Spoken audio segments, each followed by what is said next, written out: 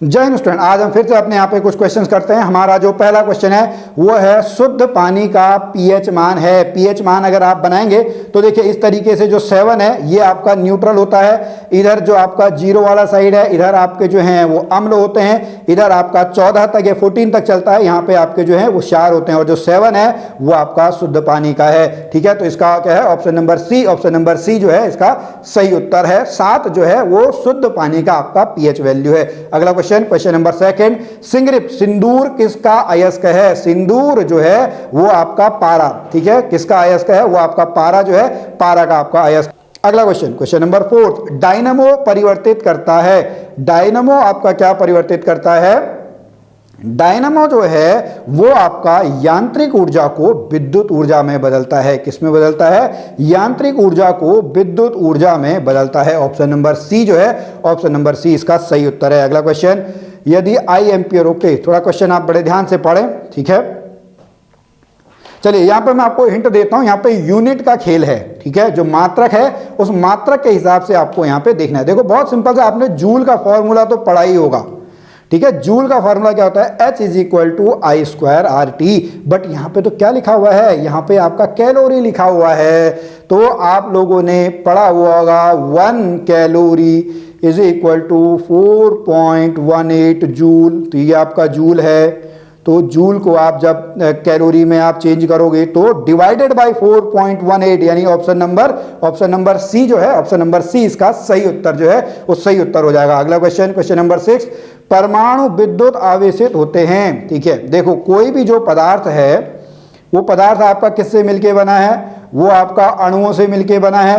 अणु आपके किससे मिलके बने हैं? अणु जो हैं वो आपके परमाणु से मिलके बने हैं। ये परमाणु आपका क्या है? ये परमाणु आपका उदासीन होता है। हालांकि जो परमाणु हैं उनके नाभिक जो है वो नाभिक आपका पॉजिटिव होता है। उस नाभिक में आपका क्या होता है? उस नाभिक में आपका प्रोटॉन भी होता है और आपका न्यूट्रॉन भी होता है, और जो इलेक्ट्रॉन है वो उसमें जो बाहर है नाभिक के चारों ओर जो कक्षाएं हैं उन कक्षाओं में आपका जो है वो चक्कर लगा रही हैं। तो इसका ऑप्शन नंबर क्या है? Option number D, option number D उदासीन रूप से इसका सही उत्तर है। अगला क्वेश्चन नंबर 7, क्वेश्चन नंबर 7 पे हम चलते हैं।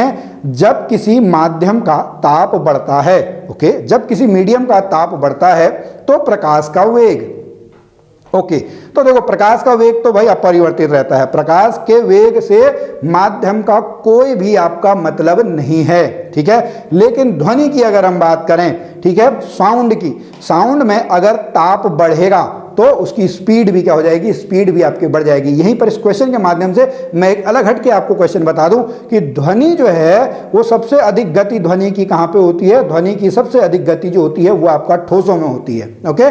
लेकिन क्वेश्चन हमारा क्या है? क्वेश्चन हमारा प्रकाश के वेग से रिलेटेड है, वो आपका अपरिवर्तित रहता है, 3 × 10⁸ मीटर पर सेकेंड वैक्यूम में रहता है, ठीक है। चलिए अगला क्वेश्चन नंबर 8, एक फ्यूज तार का उपयोग, ठीक है। आज तो हम फ्यूज यूज नहीं करते हैं, आज हम जनरली एमसीबी यूज करते हैं, मिनिएचर सर्किट ब्रेकर, ठीक है। तो फ्यूज तार का जो उपयोग है वो हम क्यों करते हैं? भाई जिस टाइम पे भी आपका हायर एक्सेस करंट हो, यानी जब धारा आपकी अधिक हो तो उस समय जो आपका सर्किट है वो आपका ब्रेक हो जाए, ठीक है, वहां पर विद्युत परिपथ को तोड़ने के लिए, यानी ऑप्शन नंबर सी जो है, अत्यधिक धारा प्रवाह के समय विद्युत परिपथ को तोड़ने के लिए ही आपका फ्यूज तार का प्रयोग होता है। और फ्यूज तार जो है वो आपका लाइव वायर में लगाई जाती है। जैसे आपके घरों में जो है वो सिंगल फेज आती है जिसमें एक लाइव वायर होता है, एक न्यूट्रल आपका होता है, ठीक है। तो जो फ्यूज है वो आपका लाइव वायर में ही लगाया जाता है। क्वेश्चन नंबर 9 पे चलते हैं। क्वेश्चन नंबर 9 आपका क्या है? ट्रांजिस्टर क्या है? तो ट्रांजिस्टर जो है वो धारा से चलने वाला एक उपकरण है, धारा से चलने वाला एक आपका उपकरण। ट्रांजिस्टर आपने अपनी बुक में पढ़े होंगे, पीएनपी, एनपीएन, ये ट्रांजिस्टर आप लोगों ने जो है वो जरूर सुने होंगे। क्वेश्चन नंबर 10 पे चलते हैं।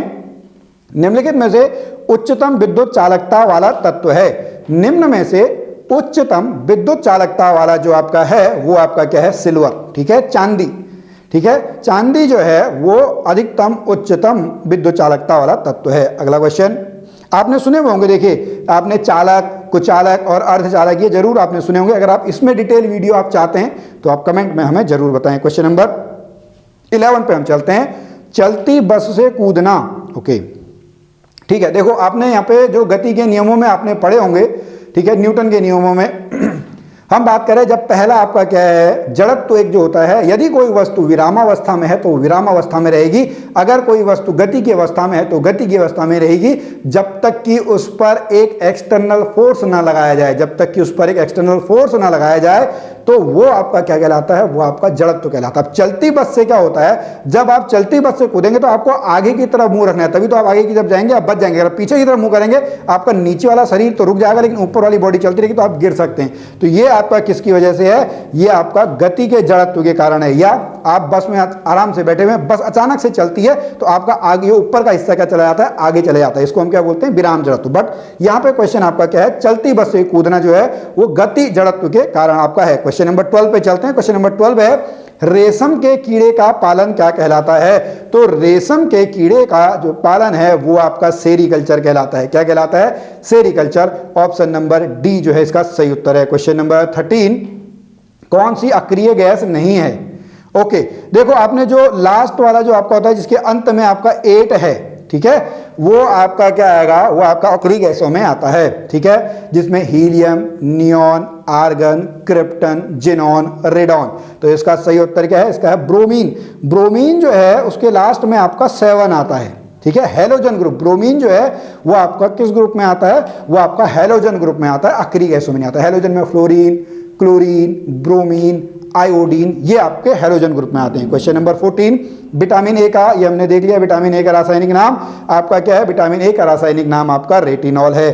क्वेश्चन नंबर 15, अभिकेंद्र बल। दो प्रकार के देखिए बल होते हैं, ठीक है, जब आपका एक वृत्तीय गति है, सर्कुलर मोशन है, तो उसमें दो प्रकार के आपके बल होते हैं, एक अभिकेंद्रीय और एक आपका अपकेंद्रीय। दो प्रकार के बल होते हैं, अभिकेंद्रीय बल और अपकेंद्रीय बल। अभिकेंद्रीय बल जो है वो हमेशा सेंट्रल की तरफ को लगता है। कहां को लगेगा, अभिकेंद्रीय बल, सेंट्रीपिटल फोर्स इसको इंग्लिश में बोलते हैं, ये हमेशा आपका कहां को लगेगा, सेंटर की तरफ को लगेगा, यानी केंद्र की ओर त्रिज्या के अनुदिश जो है वो आपका अभिकेंद्रीय बल काम करेगा। लेकिन जो बाहर की तरफ को लगता है, ठीक है, केंद्र से दूर, तो वो आपका अपकेंद्रीय बल कहलाता है। चलिए इनके एक एक एग्जांपल अगर आप दे सकते हैं, आपके घरों में भी आपका जो है ये यूज होते हैं, अभिकेंद्रीय बल, अपकेंद्रीय बल। अगला क्वेश्चन, क्वेश्चन नंबर 16, कोणीय वेग की बीमा।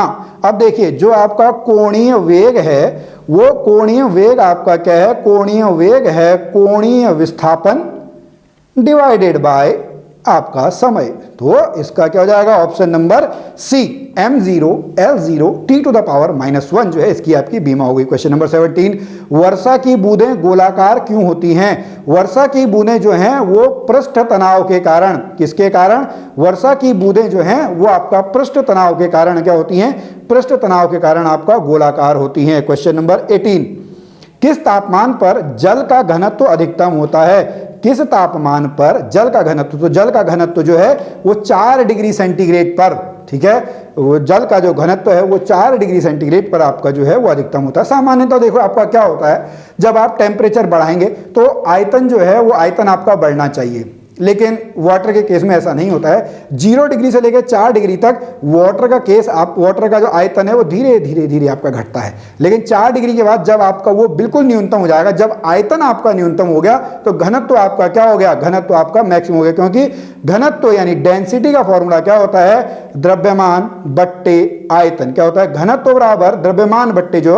आयतन है, यहां से आपका बन के आया। तो आयतन अगर न्यूनतम होगा तो घनत्व आपका क्या होगा, मैक्सिमम, वो 4 डिग्री सेंटीग्रेड पे आपका होता है। इसी को हम जो है वाटर का एनानॉमस बिहेवियर भी हम कहते हैं। क्वेश्चन नंबर 19, डीएनए की संरचना का मॉडल किसने दिया। तो डीएनए जो है वो किसने दिया है, वॉटसन और क्रिक ने दिया है। किसने दिया है, वॉटसन और क्रिक जो है उन्होंने आपका डीएनए संरचना का मॉडल दिया है। क्वेश्चन नंबर 20 और आज का हमारा लास्ट क्वेश्चन है, डायनामाइट बनाने में किस द्रव का प्रयोग किया जाता है। तो डायनामाइट बनाने में जो है वो नाइट्रोग्लिसरीन का प्रयोग किया जाता है। किसका किया जाता है, नाइट्रोग्लिसरीन। ऑप्शन नंबर ए जो है इसका उपयोग आपका किया जाता है। तो चलिए स्टूडेंट, आज की इस वीडियो में अभी इतना ही, और आपको आज का यह वीडियो कैसा लगा हमें जरूर बताएं। हम फिर मिलेंगे आपसे अगली वीडियो में, तब तक के लिए जय हिंद।